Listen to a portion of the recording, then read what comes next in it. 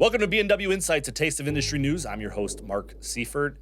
In today's episode, we'll be looking at the world of spatial technology innovation. From drones with topographic capabilities, bathymetric surveys, LiDAR, and Google Maps integration. Stick around for our discussion with Andy Zaletel, where we take off and soar into the world of spatial technology and how we can help. Ready? Let's get started.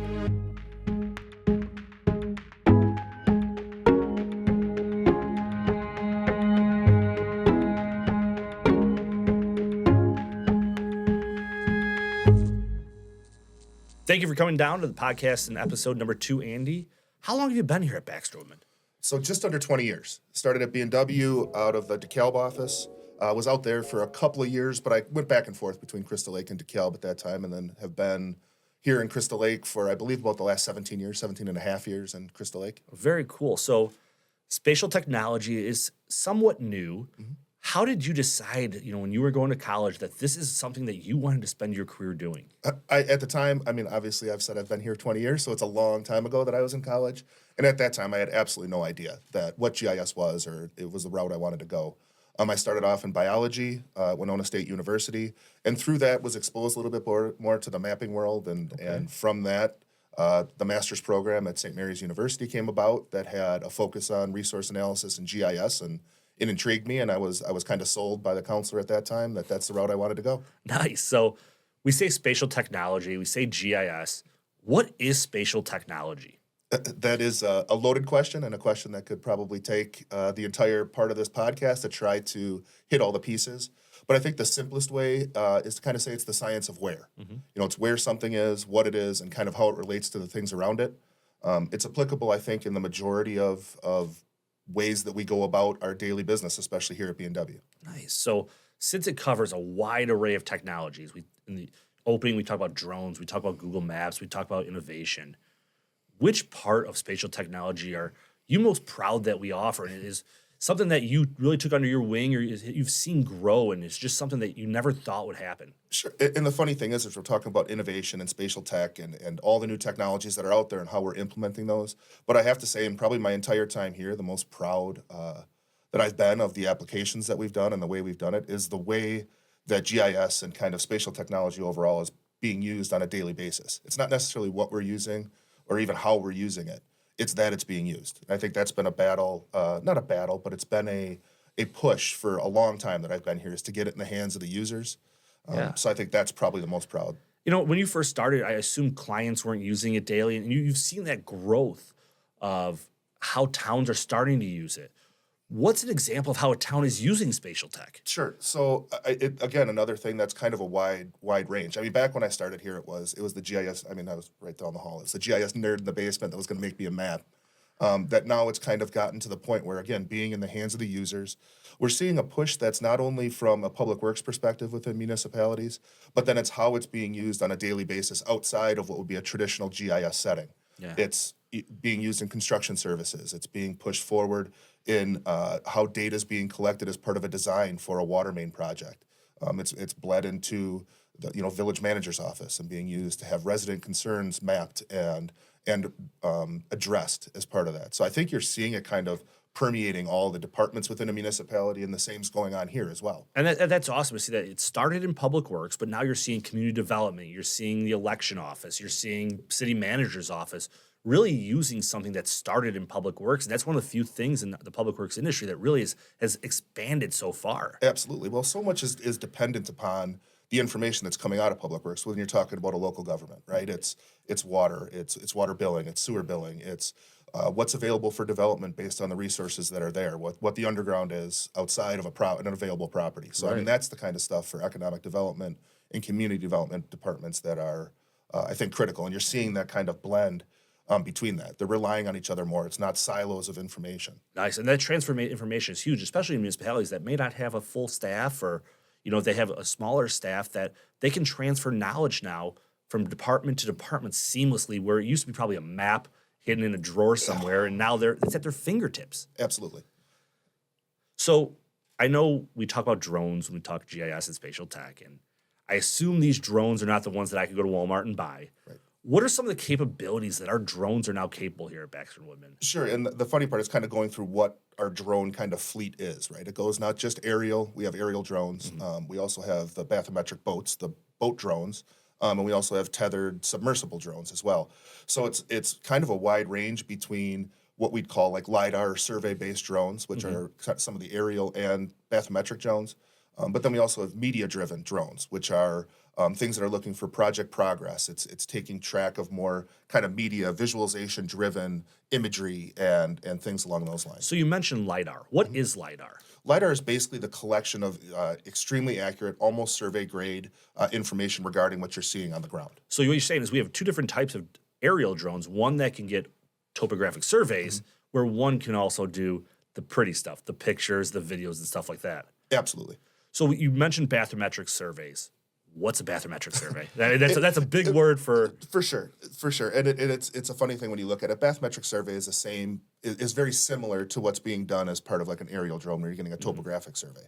The bathymetric side of it is just saying it's measuring the topography of underwater. So it's getting kind of a floor bottom of a water body. So what are our clients using that for? What's something? I mean, what are we? Why would a client say I want to get the survey of a bottom of a pond? Or Sure, and it's the interesting part of that is it kind of goes two ways. It's one of the ways that's actually being able to look at it, whether it's sediment buildup, it's looking at for dredging purposes, and actually getting a quantity, underwater quantity-based things. You can do before and afters and things like that to get some of that. Another one that's kind of been the focus is actually using it for more of a marketing or an informational tool for the public, whether it's fishing, it's being able to look at what your actual water, what the body of water, the bottom of the body of water actually looks like. Okay, so we could take that information from a bathymetric survey and then put it on a map that can go out as a fishing guide or a kayaking guide so people know where to go and stuff like that. Yep.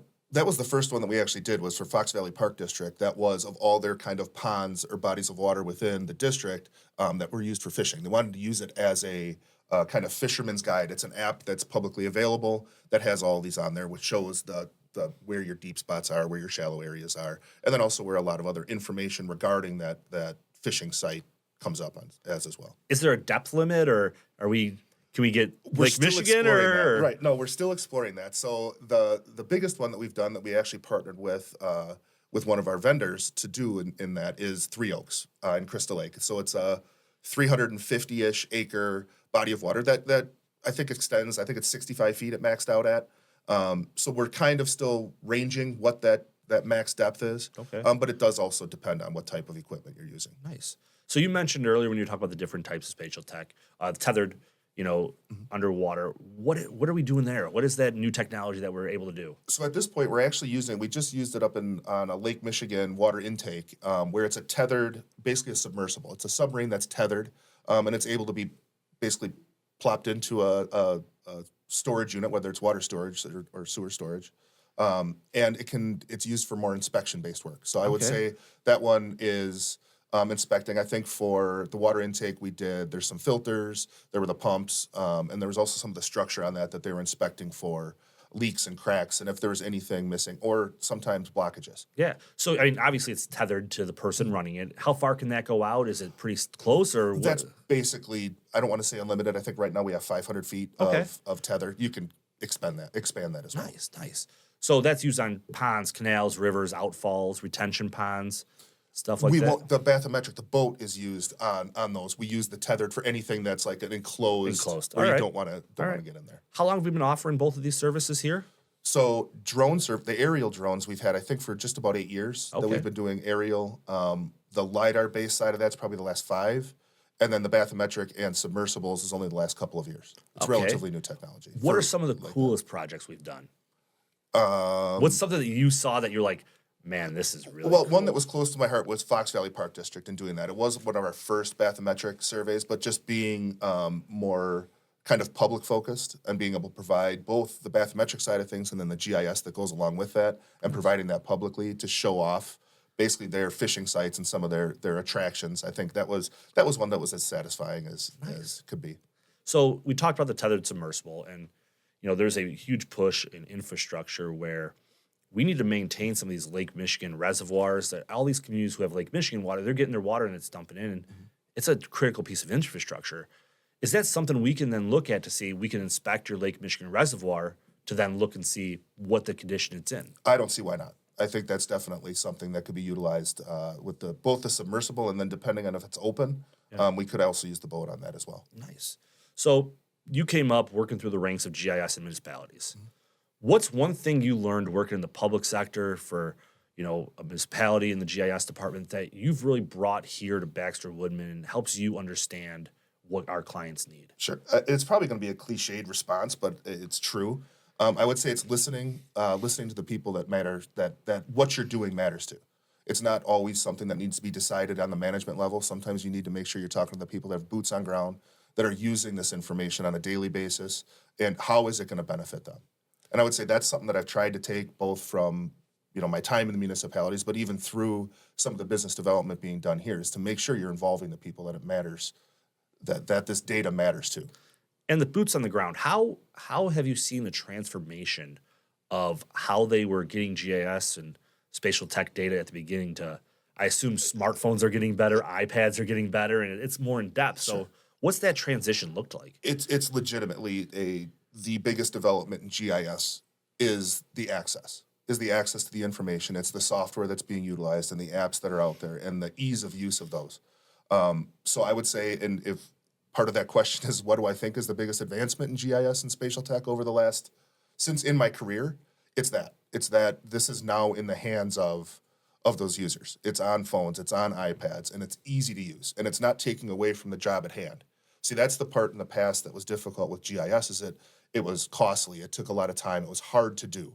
Absolutely. Now it's actually lessening the time spent on a water main break, on inspecting infrastructure, things like that. Now GIS makes that part easier. And previously, back in the day, I'll say, is if there was a main break, you had to take a picture, download that picture to the computer, then upload it to GIS. But there's no more DSC 001. yeah, anybody who has an iPhone or an Android can now upload data, correct? And it's direct too. It's a direct data input. So you take a picture in the field of an outfall you found in the middle of a field. It tags that particular point directly with that photo. There is no download or upload or tie to it or hyperlink to it. It's there. So any field tech who has an iPhone can be collecting data and making the GIS better. Correct. GIS gets better by more information that's in it. And we're making it easier for that information to get in there. We don't have to come out. The communities can do it themselves. That's a huge part that has now changed in the last few years of data integration. 100%. I mean, again, that biggest part of it too is that ability to be able to manage that information. I mean, just internally, right now I think we're over 220 B&W employees that have and are using GIS on a relative daily basis.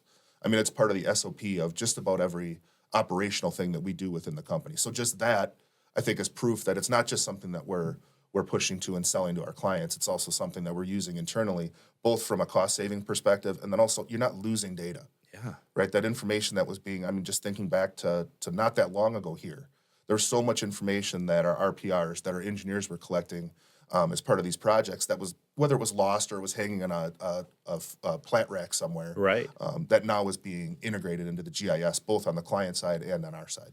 So many communities maybe haven't had the funds. Maybe they haven't started to get in the GIS world because they thought, oh man, we don't have the money, it's so expensive. If a community is trying to start GIS from scratch, what's the first thing you would have them do, or the first thing they'd start with that's cost effective? Sure. The most costly part of GIS is the data collection, right? It's collecting information, it's being in the field, it's putting it in. Getting GIS up and running, I would say, I won't say 100%, 95%, 99% of our client base in all of our offices have access to GIS as it is, whether it's through the county or there's sometimes some state information that's available, but specifically the counties.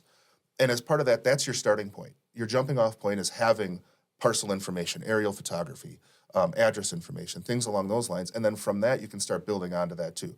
Both, again, involving your staff on a daily basis of doing inspections. If you're doing a hydrant flushing, collect the hydrant information when you're out there doing the flushing. I mean, it's starting to build on that because of the tools that are available now and how easy it is to use. So building a full, robust GIS and system, it doesn't take 1 year. You could split this up over many, many years. And use the money you do have and split it up, correct? Absolutely. Everything's built on top of it. So that's the point, is everything you're doing is designed to be added to be built on, whether it's to make it more accurate, whether it's to make it better, whether it's to expand or add more apps.